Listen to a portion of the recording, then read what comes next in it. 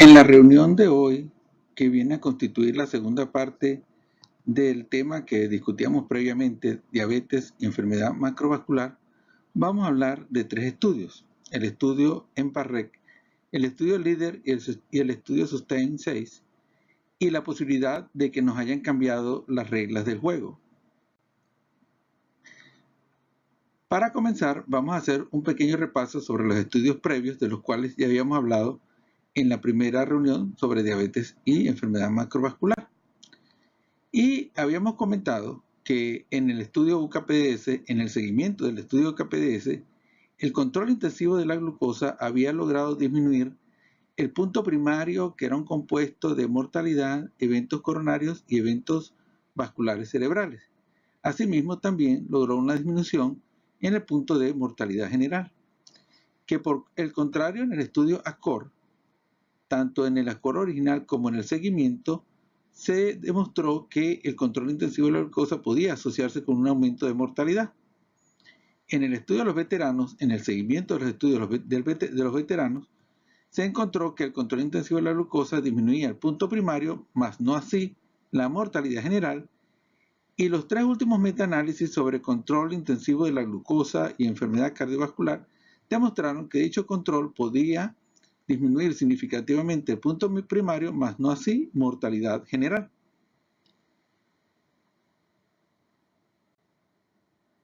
Aquí podemos apreciar entonces que el control intensivo de la glucosa puede disminuir significativamente hasta en un 15% el punto de infarto de miocardio. Pero el control intensivo de la glucosa no logra disminuir, en los estudios previos no había logrado disminuir eventos vasculares cerebrales y tampoco había logrado disminuir los puntos relacionados con falla cardíaca. Es decir, que entonces tenemos dos elementos que no logran ser modificados: elementos vasculares cerebrales y falla cardíaca. Veamos aquí un resumen de los estudios de control intensivo de la glucosa con resultados bastante alternativos en cuanto a los puntos de morbilidad y mortalidad. Y en cuanto a eventos cerebrovasculares, podemos ver que tanto en el UKPDS, en el estudio Origin, en el SABOR y el UKPDS y el TECOS no se logra una disminución significativa de eventos vasculares cerebrales. Así como tampoco se logra una disminución de el punto de falla cardíaca, los puntos relacionados con falla cardíaca, tanto en el UKPDS como en el Origin y en el TECOS, pero sorpresivamente en el estudio SABOR, con un inhibidor de PP4, que es la saxagliptina, se aprecia un aumento significativo en la incidencia de hospitalización por falla cardíaca. Cuando comparamos los puntos o las estrategias asociadas al control de la glucosa en pacientes diabéticos, el uso de antihipertensivos y el uso de tiazidas, en específico las estatinas o la aspirina, podemos apreciar que tanto los antihipertensivos como las tiazidas, las estatinas y la aspirina logran disminuir significativamente el punto los puntos relacionados con enfermedad vascular cerebral, y el uso de los antihipertensivos y las tiazidas logran disminuir significativamente el punto relacionado con falla cardíaca. Entonces, ¿qué nos dicen los estudios previos? Que existe una barrera para disminuir eventos cardiovasculares. Y esa barrera está constituida por los eventos vasculares cerebrales y la falla cardíaca. Y que existen estrategias exitosas que pueden afectar estos puntos, que son el uso de antihipertensivos y el uso de estatinas. Vamos a hablar ahora de los nuevos estudios, de los estudios publicados en el año 2015 y 2016. Aquí podemos ver un resumen de todos los estudios publicados hasta ahora con sus diferentes características. Y tenemos estos tres estudios publicados en 2015 y 2016, que son el estudio EMPA-REC con un medicamento llamado empaglifosina, que actúa sobre un mecanismo llamado SGLT2, que inhibe la reabsorción de la glucosa a nivel del túbulo renal y favorece la eliminación, por tanto, la eliminación de la glucosa a nivel renal, disminuyendo la glucemia. Los otros estudios son el estudio LEADER y el SUSTAIN 6, que se refieren a medicamentos, en el LEADER, en el caso del liraglutide, y el SUSTAIN 6, semaglutide, medicamentos que actúan sobre un mecanismo del GLP-1, sobre el receptor GLP-1. Y sorpresivamente, en estos tres estudios se puede apreciar que logran disminución significativa en el punto primario. La empaglifosina logra disminución del punto primario de un 14% significativo, la liraglutida de un 13% significativo y la semaglutida de un 26% significativo. Vamos a ver aquí un resumen de todos estos estudios. Entonces vemos que estos tres estudios, el EMPA-REC, el LEADER y el SUSTAIN 6, logran una disminución significativa del punto primario de mortalidad, eventos coronarios y vasculocerebrales, y el estudio de empaglifosina y de liraglutide además logran disminuir significativamente el punto de mortalidad general. Entonces estamos hablando de dos mecanismos de acción. Un mecanismo de acción sobre el receptor GLP-1 y dos estudios, el estudio LEADER con liraglutide y el SUSTAIN 6 con semaglutide. Y el otro mecanismo de acción sobre el SGLT2 y se refiere en este caso al estudio EMPA-REC con un medicamento llamado empaglifosina.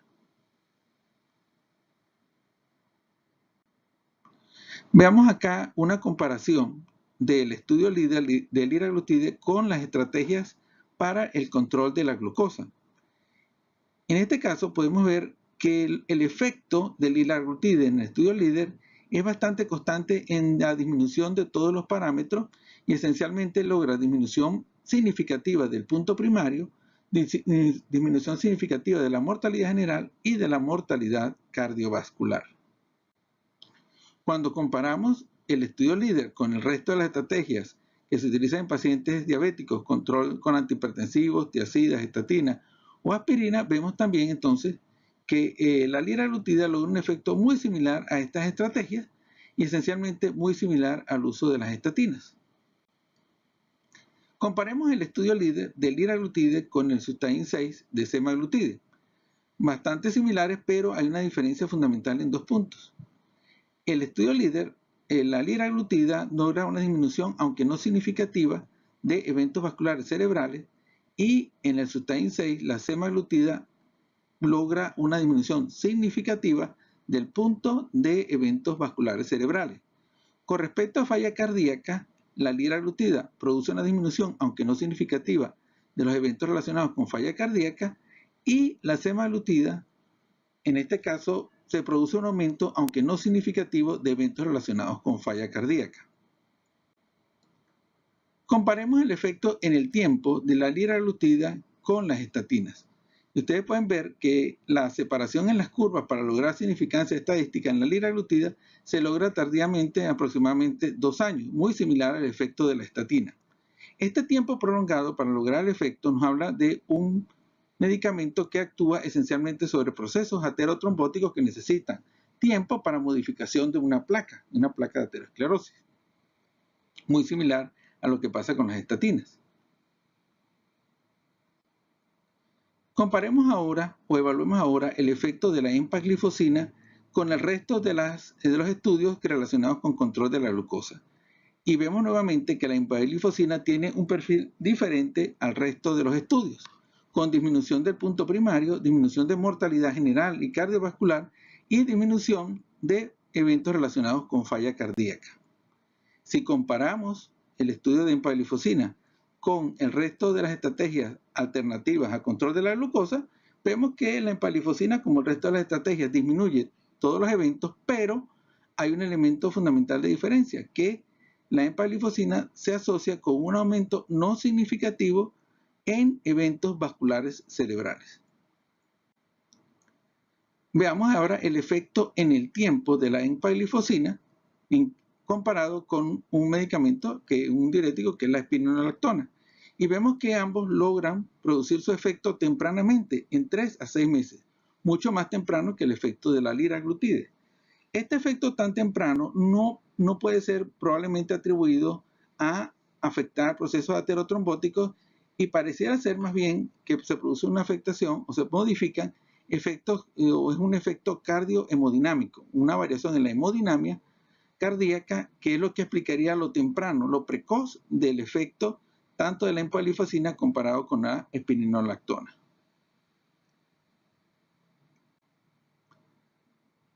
Vamos a hacer ahora una revisión, una comparación de las características del estudio del EMPA-REC y del líder y del Sustain 6 en sus características demográficas y de efectos y de tipo de pacientes que fueron estudiados. Veamos, estos tres estudios se fueron realizados con una cantidad apreciable de pacientes, más de 3.000 pacientes por lo menos. Fueron pacientes que fueron seguidos por un periodo muy corto, de 2 a 3 años. De hecho, el Sustain 6, un estudio en el cual el seguimiento fue de 2 años. Fueron pacientes complicados, pacientes con duración de la diabetes, más de 10 años de evolución, más de 60 años de edad, incidencia de eventos macrovasculares, más de 80% ya había presentado o tenía enfermedad macrovascular establecida, hemoglobina glicosilada a niveles de 8.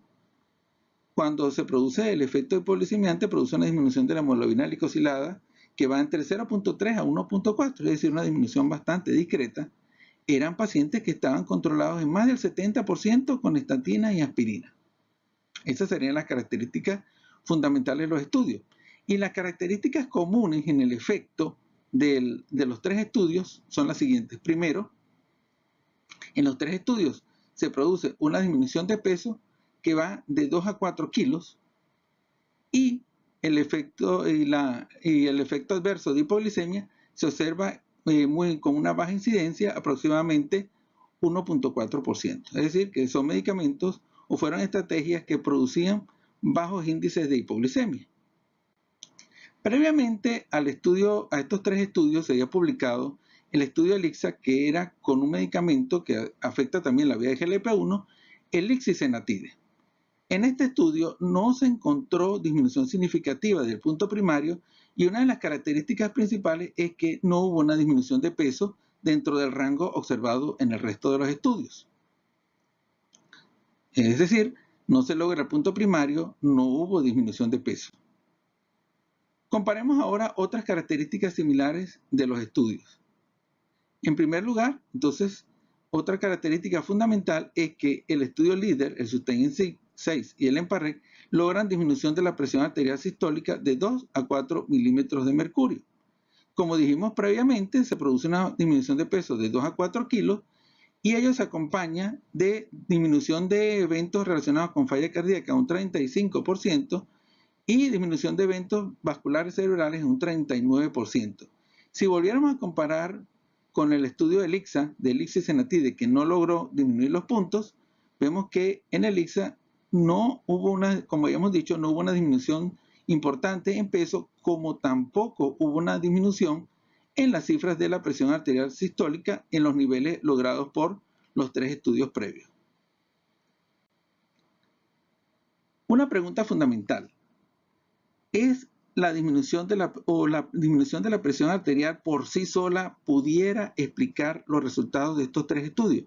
Y para ello vamos a tomar el estudio UKPDS, en el cual la rama de evaluación con antihipertensivos eran pacientes que tenían presiones arteriales de 150 a 90 y se produjo una disminución de la presión arterial de 10 de sistólica y 5 de la diastólica.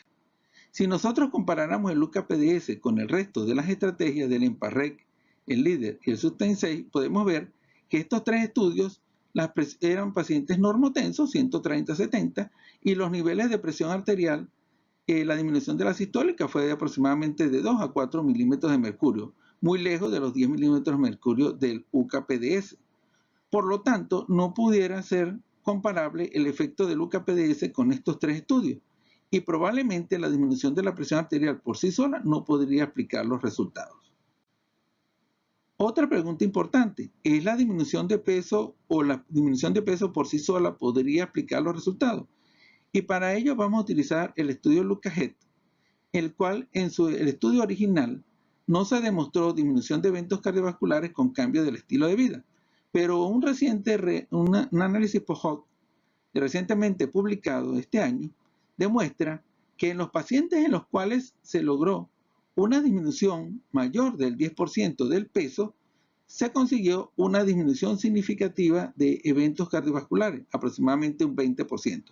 Es decir, que habría que lograr una disminución de peso de un 10% para lograr el efecto. Si comparamos en cuanto al punto primario, este análisis del Lucas-Het con el EMPA-REC, el líder y el Sustain 6, podemos apreciar que en el Lucas-Het dijimos que la disminución de peso tenía que ser de un 10%, y en estos 3 estudios las disminuciones fueron de 2 a 4% del peso corporal, lo cual quiere decir que ellos lograron disminución del punto primario significativa sin lograr el 10% de disminución de peso. Por lo tanto, la disminución de peso no podría explicar por sí sola los resultados de los estudios. En conclusión, tenemos entonces nuevos mecanismos que disminuyen eventos cardiovasculares con estrategia de hipoglicemiante.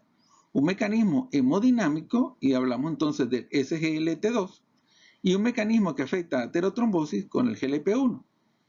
Los requisitos para lograr este efecto probablemente sean medicamentos que tengan bajo riesgo de hipoglicemia, que disminuyan peso y disminuyan presión arterial. Pero como vimos previamente, uno solo de ellos por separado probablemente no podría lograr el efecto deseado. Vamos a hablar ahora un resumen sobre el mecanismo de acción del SGLT2 y del GLP-1, no sobre glucosa, sino sobre peso y presión arterial. Hablando del GLP-1, la disminución del peso del GLP-1 se explica porque existen receptores GLP-1 a nivel de la aurícula, y al ser estimulada la aurícula se favorece la producción de péptidos natriuréticos, y estos péptidos natriuréticos entonces favorecen, por un lugar, vasodilatación y por el otro lado favorecen natriuresis. Es decir, que este sería el mecanismo por el cual disminuyen presión arterial. Por otro lado, cuando se estimulan los receptores GLP-1 del hipotálamo, se estimula la AMP quinasa y entonces se favorece un proceso o un mecanismo de reciente adquisición que se conoce como bronceamiento adipositario. Hasta ahora no se conocía esta estrategia, que consiste en convertir los adipocitos blancos, que son esencialmente depósitos de grasa, en adipocitos pardos que son altamente termogénicos, favorecen quema de energía, producción de energía y en este caso disminución de peso. El otro mecanismo es que la activación de AMP quinasa hipotalámica va por sí misma a disminuir la ingesta de alimentos, todo lo cual explicaría la disminución de peso. En conclusión, el mecanismo de acción de GLP-1 sobre la presión arterial es, primero, entonces, activación de los péptidos natriuréticos produciendo vasodilatación y natriuresis. Y en cuanto al peso, el efecto GLP-1 sobre el hipotálamo disminuye la ingesta de alimentos y favorece el bronceamiento adipositario. En cuanto al SGLT2, tenemos que la activación de SGLT2 va a producir disminución de la presión arterial por el mecanismo de natriuresis. Alternativamente a la natriuresis se estimula un eje muy importante del sistema renina-angiotensina, que es el eje EK2 péptidoangiotensina 1,7, que activa un receptor llamado MAS, que es vasodilatador. Todo esto sin aumentar frecuencia cardíaca, lo cual es muy importante, y favoreciendo entonces la protección cardiovascular renal.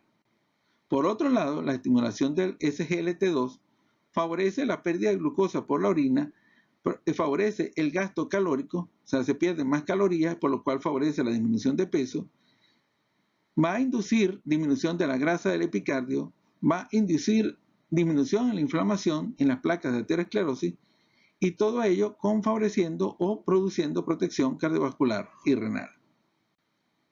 En conclusión, el mecanismo de acción de SGLT2 es sobre presión arterial, un efecto diurético y productor de natriuresis. Por otro lado, estimulación del eje EK2 péptidoangiotensina 1,7. Y en cuanto al peso, decimos que hay disminución de peso porque hay un aumento del gasto calórico. Vamos a hablar de dos controversias recientes sobre el punto de control de glucosa, que son entonces falla cardíaca y eventos vasculares cerebrales. En cuanto a falla cardíaca, los estudios más recientes demuestran que, en teoría, por cada 1% que yo produzca de disminución de la hemoglobina glicosilada, debería disminuir un 16% la incidencia de falla cardíaca.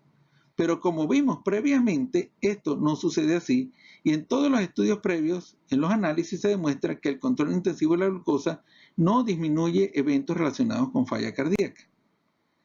Revisemos los estudios previos entonces de control de la glucosa y vemos que ninguna de las estrategias logra una disminución significativa de eventos relacionados con falla cardíaca, hospitalización por falla cardíaca, y por el contrario, el estudio SABRE con el inhibidor de PP4 saxaglitina se aprecia un aumento en el número de hospitalizaciones por falla cardíaca.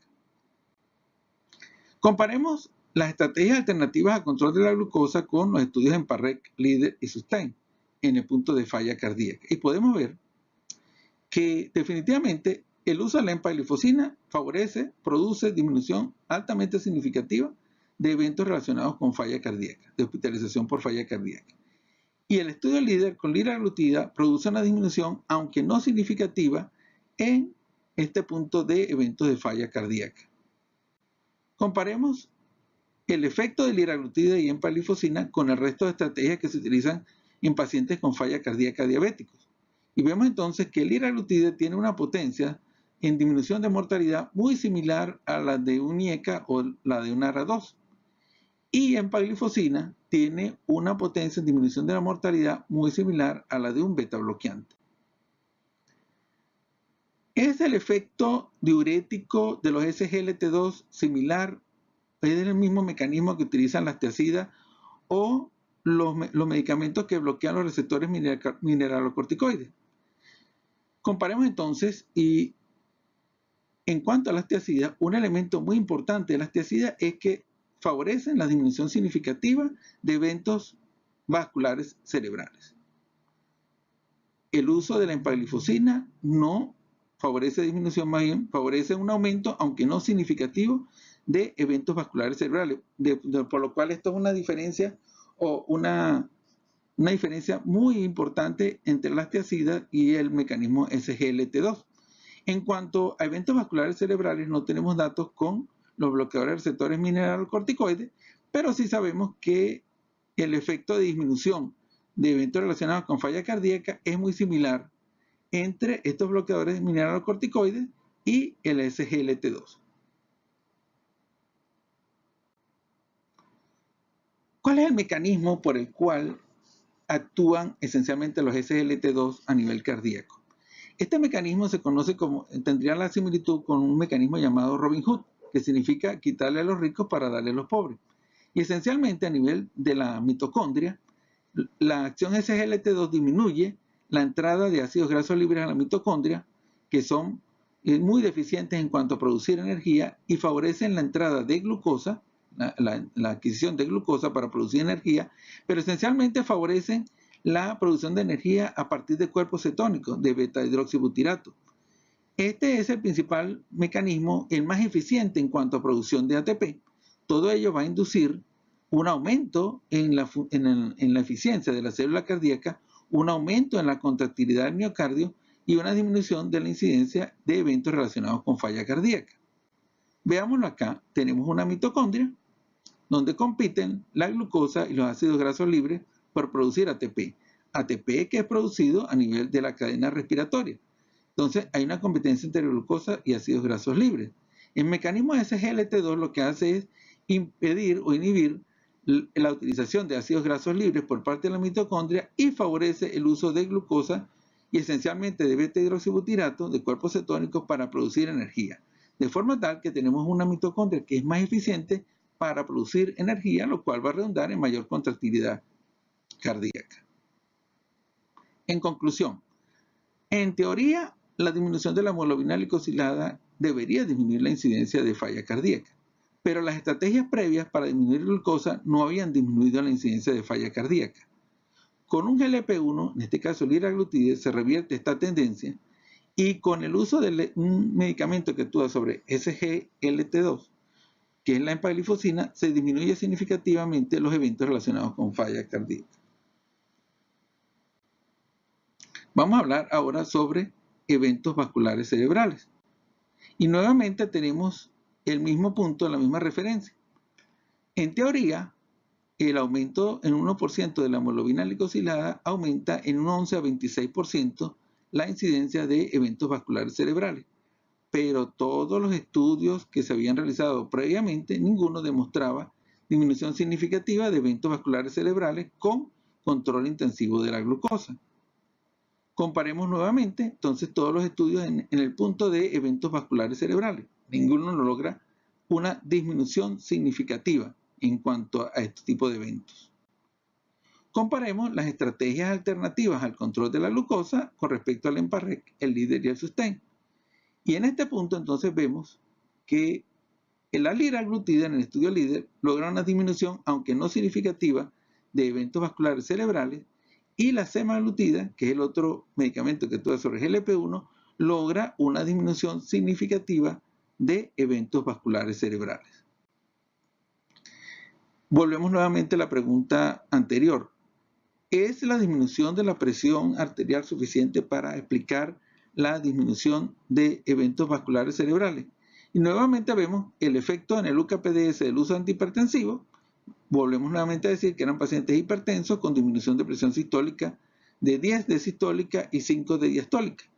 Y si lo comparamos con el Sustain 6, comparamos el UKPDS con el Sustain 6 eran pacientes con presiones arteriales de 130, 70, y la disminución de la sistólica fue de 2.6 milímetros de mercurio, mucho menos de los 10 milímetros de mercurio del UKPDS.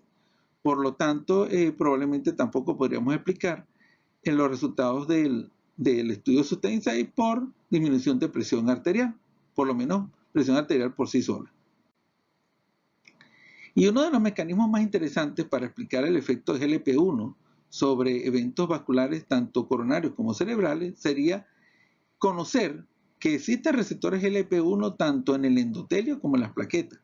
Y esos receptores GLP-1 van a favorecer la producción de AMP cíclico en el endotelio y en la plaqueta, lo cual va a favorecer entonces la producción de óxido nítrico en el endotelio y en la plaqueta. Todo lo cual conduce a inhibición de la agregación plaquetaria y se inhiben los episodios de trombosis, todo lo cual va a redundar para disminuir eventos vasculares cerebrales. Conclusión. Nuevamente, en teoría, si nosotros disminuyéramos hemoglobina glicosilada, deberíamos disminuir incidencia de eventos vasculares cerebrales. Pero las estrategias conocidas hasta ahora para disminuir glucosa no disminuían eventos vasculares cerebrales. Un GLP-1 liraglutide revierte esta tendencia y otro GLP-1, la semaglutida, disminuye significativamente eventos vasculares cerebrales. Concluyamos entonces con respecto a todo lo que hemos conversado en esta reunión. Comparemos entonces el estudio EMPA-REC, el estudio LEADER y el estudio Sustain 6. Y volvemos a decir nuevamente, el estudio EMPA-REC, la empaglifosina, a través de su mecanismo de acción, disminuye la incidencia de eventos relacionados con falla cardíaca de una forma significativa. La liraglutida disminuye los eventos, pero no de forma significativa, y el semaglutide aumenta, pero no significativamente, la incidencia de eventos relacionados con falla cardíaca. En cuanto a eventos vasculares cerebrales, la empaglifosina aumenta no significativamente la incidencia de eventos vasculares cerebrales, la liraglutida disminuye, aunque no significativamente, eventos vasculares cerebrales, y la semaglutida entonces disminuye significativamente eventos vasculares cerebrales. Comparando los NNT de la liraglutida y la empaglifosina, podemos decir que la liraglutida tiene un NNT coronario a 3 años de 66 y un NNT de mortalidad a los 3 años de 98. La empaglifosina tiene un NNT coronario de 61 a los 3 años y un NNT de mortalidad a los 3 años de 39.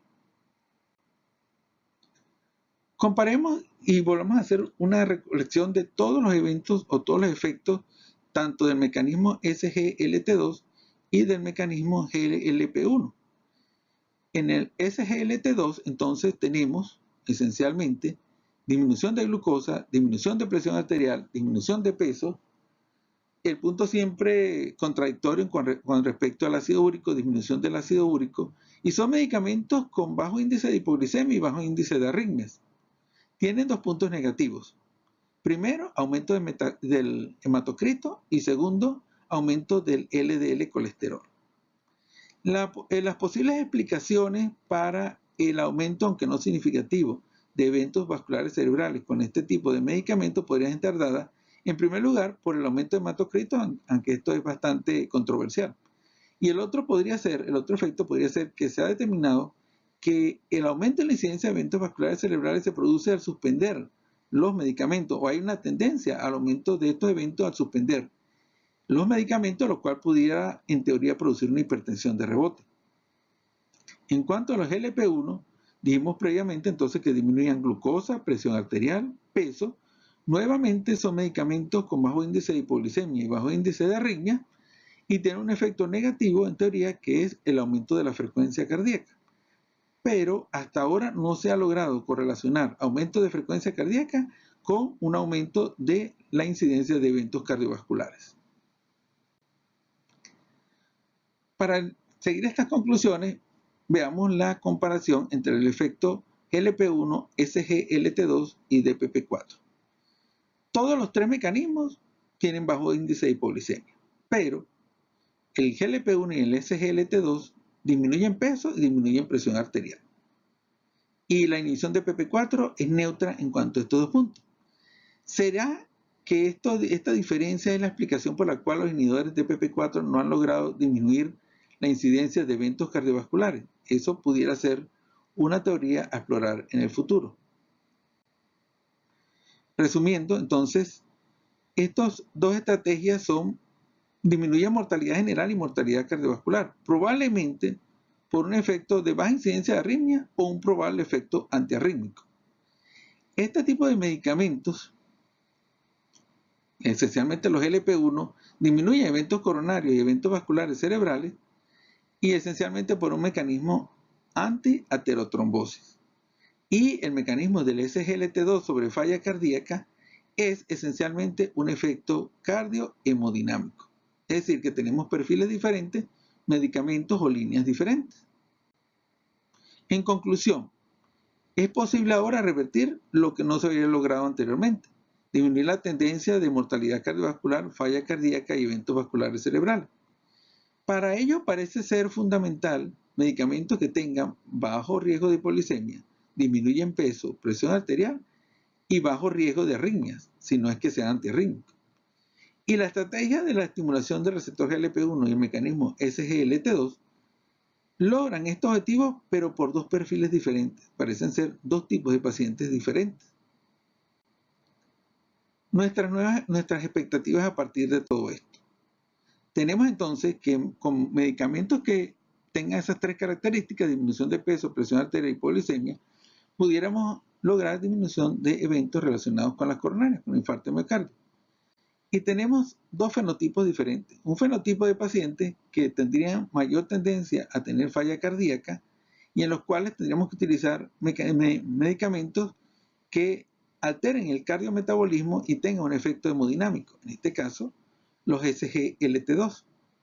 Por otro lado, teníamos otro fenotipo, otro perfil de pacientes que tengan tendencia a eventos coronarios y eventos vasculares cerebrales donde necesitaríamos afectar esencialmente el proceso de la aterotrombosis.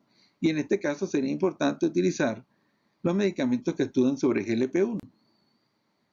¿Cómo podríamos nosotros tratar de descubrir, tratar de caracterizar a nuestros pacientes sobre estas tendencias, sobre estos fenotipos?